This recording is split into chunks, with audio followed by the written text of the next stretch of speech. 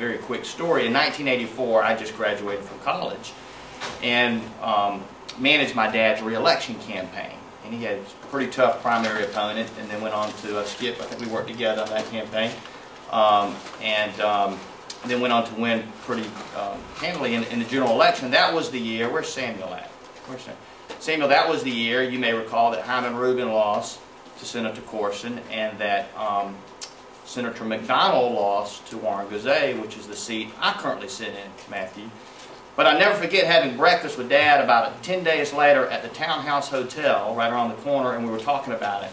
And he looked at me and he said, you know, he said, son, things are going to get bad for Democrats in the South. He could see this thing coming a mile away.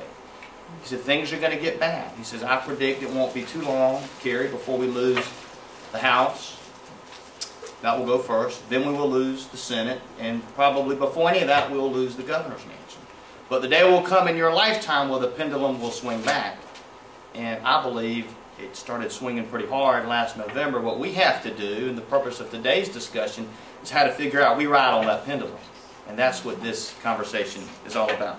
Democrats are winning in other parts of the South. What are the historic lessons for us here in South Carolina? Virginia has 2 Democratic U.S. Senators and the governor. North Carolina has consistently elected a Democratic governor and now has 1 Democratic U.S. Senator.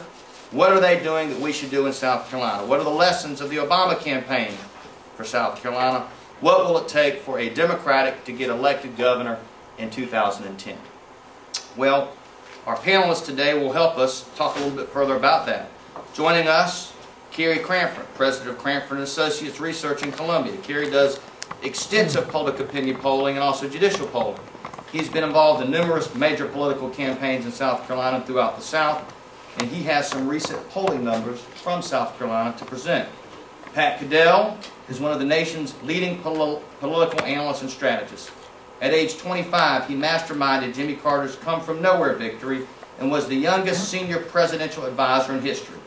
This is probably what he's most proud of. He was the youngest member of Nixon's enemies list. He was born in Rock Hill and after many years has moved back to Hanahan, South Carolina to be with his children and grandchildren. Jeremy Byrd was working on his doctorate degree at Harvard Divinity School when he heard a distinctive voice with a higher calling. It was Barack Obama's voice. He called Jeremy to be the field director for the South Carolina for the presidential primary. He did such a great job, he was given Ohio, the battleground state, for the general election. He is now the senior leadership of Organizing for America, the successful organization to the campaign. And of course, a man everyone knows, Jack Bass, a man of many talents and careers, author or co-author of 7 nonfiction books about the American South. His works have focused on Southern politics, race relations, and the role of law in shaping the civil rights era. He is a professor of humanities and social sciences at the College of Charleston, a native South Carolinian. He was a Neiman Fellow at Harvard, a congressional candidate, award-winning journalist, PBS documentary producer, and most recently he wrote a new book, or another book, on South Carolina history and politics.